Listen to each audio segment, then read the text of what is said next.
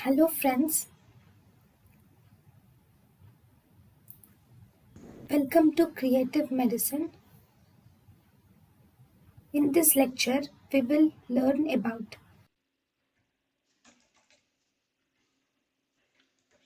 Then high altitude pulmonary edema.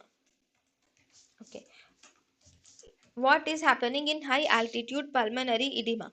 Obviously, whenever there is high altitude, this high altitude will have decreased partial pressure of oxygen. Because of decreased partial pressure of oxygen, there is hypoxia. Because of this hypoxia, the patient will experience pulmonary vasoconstriction. Always remember, the pulmonary arterioles will undergo vasoconstriction in the presence of pulmonary edema. So because of this, there is pulmonary vasoconstriction.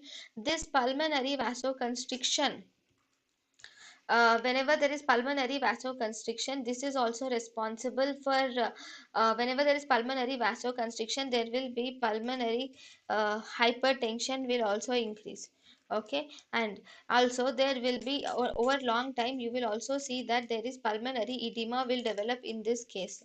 So the in the pulmonary edema which is developed due to high altitude, it is actually treatment, actually prevention. Okay, this high altitude pulmonary edema can be prevented by the use of the following: by using either dexamethasone or calcium methasone, or by using calcium channel blockers, or by using long acting inhaled beta 2 agonists. Okay, by using all these we can prevent the high altitude pulmonary edema.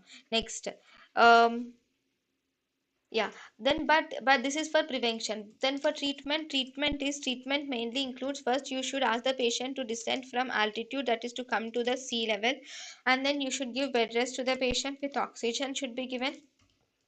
And if feasible, we can give nitric oxide can be given, or nifedipine can be given in these patients. thank you and thank you for watching.